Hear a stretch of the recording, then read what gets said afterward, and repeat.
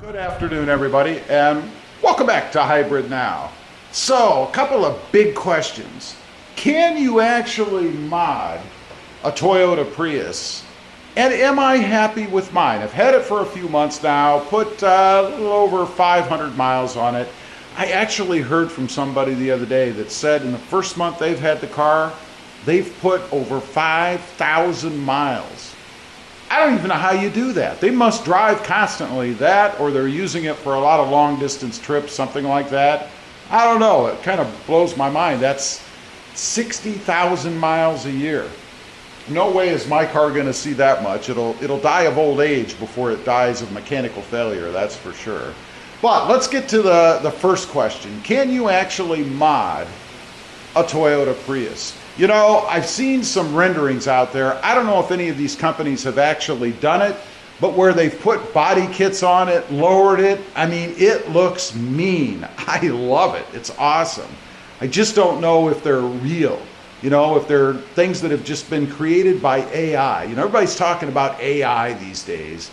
Maybe this is what AI spits out when you ask it to go ahead and mod a Toyota Prius. I don't know, but they're awesome. So, first of all, yes, you can do some mods to the Toyota Prius. I mean, it's not like a Toyota Tacoma where you're gonna lift it and put bigger wheels and tires and suspension kits and, you know, maybe a different exhaust and aftermarket intake, you know, all that kind of stuff. But there are some things you can do. Number one, and this is something that I've done, and that, of course, is the hood emblem. I made mine black because I thought, first of all, how much chrome is there on this car? Do you see any chrome? I mean, maybe there's no chrome here. It's just the white reflective material for the daytime running lights, right? I guess there's probably some chrome down here in the headlights. Typically headlights have chrome, but I'm not really seeing any other chrome on the car. Let's take a quick look. I mean, I suppose one could argue that the VIN number down there is like chrome. Oh, the wheels. The wheels have a chrome look to them. Now, it's a brushed aluminum, I realize, but still. And then we've got some silver on the brake calipers down there. So one might argue that there's a little chrome here on the place where you'd unlock it with the key if you needed to. You know, one of those valet things. Moving on to the back. I mean, I don't see any chrome. One might say this looks like chrome, the emblem, but it's really kind of a pewter color, right? So I would say no, there's no other chrome on the car. Why not go ahead and mod that badge? Now, let me dispel a rumor about this badge. Somebody got on my channel and commented that you couldn't do that because it's part of the sensor. There's something behind there that is involved with the sensor system. First of all, that is not true. It's actually right down in here. So there is nothing behind it. I know because I removed it. I painted it. This isn't an overlay. It isn't plasti dip. It was actually removed and painted. There is a video on the channel if you want to see how I did that, but nothing is behind there. You can absolutely mod that emblem if you want to. And look how cool that looks on the car. I just think it is freaking awesome. Next up, window tint. I know it's a pretty minor thing. It's not like some big complicated mechanical mod, but man, does it change the look of the car. Love the way it looks on here. My car is actually 20% all the way around, and I did do the sides and of course the rear window. They did an excellent job down here, by the way. If you're down in deep South Texas and you're looking to have yours tinted, D-Tronics, they do a great job. I did not do the windshield because frankly I'm not a big fan of windshield tinting myself, although if I were to do it to maybe keep the sun from beating in, this car is garage, so it's not sitting outside unless I go somewhere. But if I wanted to do that, I would do something clear. I wouldn't put anything on the windshield that would actually darken my view.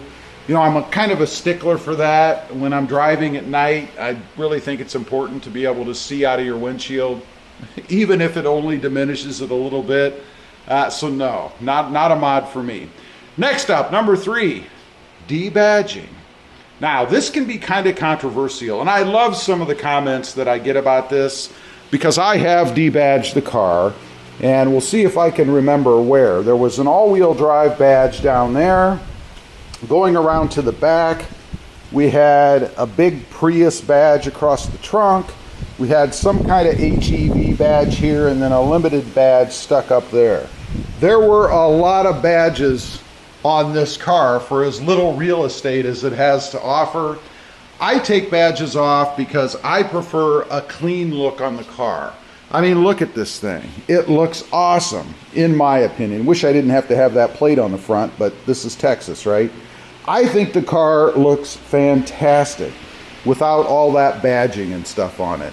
Now, some people have said that I'm trying to hide what I bought, that I don't want anybody to know I bought a Prius, because frankly, Prius has had a pretty bad reputation as far as, I don't know, the people that drive it. I don't even understand it. Somebody accused me of being a tree hugger. Okay, I guess trees are good, right? They provide oxygen. I think it's probably a good thing. It's good that we have some tree huggers out there. We all need to breathe, don't we? But anyway, I do it because I just prefer the look of the car that way. That's all. If anybody asks me what kind of a car it is, I'm not going to say, I'm not telling you, it's a secret. I'm going to tell them it's a Prius, because I think it's pretty cool that the new Prius looks like this. And they're always in disbelief when I do tell them. Nobody can believe this is a Prius, particularly from where it came from and what it used to look like. Lastly, and I have not done this, of course, wheels and tires.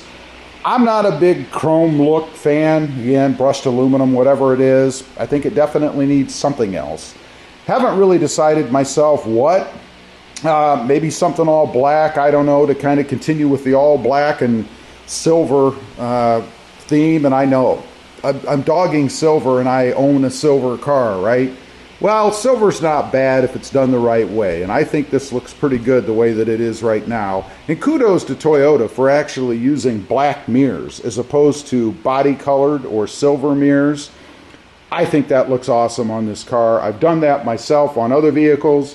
If you look at that Tacoma out there, if you can see, I took the green mirror covers off and put black covers on because I think it's just too cool. Now, do I like the car? Well, you might be able to tell from listening to me, I don't just like the car, I love the car. I'm very happy with it. I think it's awesome. I love everything about it. The technology that's in it, the way that it drives, the power that it has, the fact that I'm getting 47, 48 miles per gallon. I know it's not the 52 miles per gallon that the car is supposed to get, but that doesn't matter to me. I would have bought the car whether it got 40 miles or 25 miles per gallon because I love the car. I fell in love with it when I first saw the drawings, the renderings of it before Toyota even put it out. I think it's awesome. If you're in the market and you can actually find one that a dealership is not trying to upcharge you on, I would highly recommend that you take a look at the Toyota Prius. Take it for a ride, sit in it, see what it's like. You're going to be amazed. Anyway, leave a comment. Let me know if you agree. Is it an awesome car, or you got one and you're a bit disappointed? For those that actually have them, I'd be curious to know. Thanks for watching. Stay safe out there.